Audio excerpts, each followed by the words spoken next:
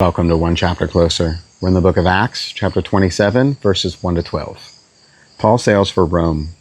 When the time came, we set sail for Italy. Paul and several other prisoners were placed in the custody of a Roman officer named Julius, a captain of the imperial regiment. Arstratius, a Macedonian from Thessalonica, was also with us.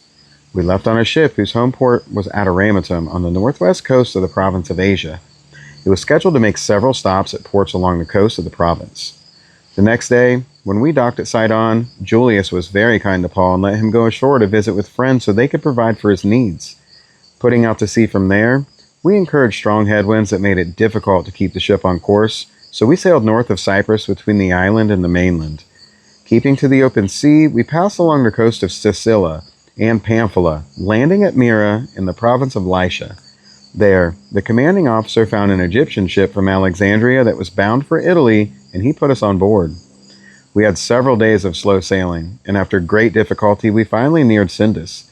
But the wind was against us, so we sailed across to Crete and along the sheltered coast of the island past the Cape of Salome. We struggled along the coast with great difficulty, and finally arrived at Fairhaven near the town of Lasea. We had lost a lot of time. The weather was becoming dangerous for sea travel because it was so late in the fall, and Paul spoke to the ship's officers about it. "Men," he said, "I believe there's trouble ahead if we go on. Shipwreck, loss of cargo, and danger to our lives as well." But the officer in charge of the prisoners listened more to the ship's captain and the owner than to Paul.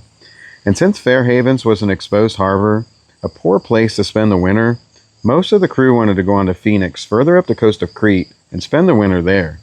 Phoenix was a good harbor with only a southwest and northwest exposure.